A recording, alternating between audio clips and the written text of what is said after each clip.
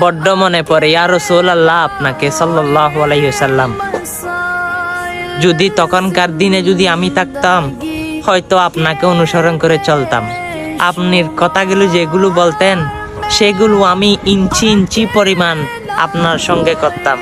আপনি যখন উজুতে যাইতেন, আপনার তুতু মুবারকের অপেক্ষায় থাকতাম, আপনার তুবু মুবারক নিয়ে গায়ে মাখবো বলে।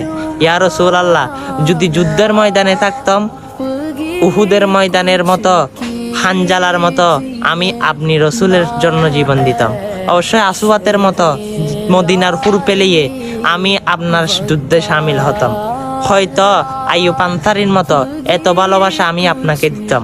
ইয়া রাসূলুল্লাহ, জানি না এই দুনিয়ায় আপনাকে দেখবো কিনা, কিন্তু হাসরের ময়দানে ইয়া রাসূলুল্লাহ দয়া করে আপনার আশিকদের আপনি দিদার দিয়েন।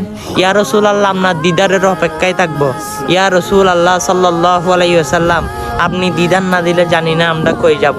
কঠিন হাসরের দিনে আপনি একমাত্র সুপারিশদাতা, আপনি সুপারিশ করতে পারবেন। ইয়া রাসূলুল্লাহ, অবশ্যই বাংলার পাগলগুলোকে আপনি দিদার দিয়ে তাদের কলিজা ঠান্ডা করে দিয়েন।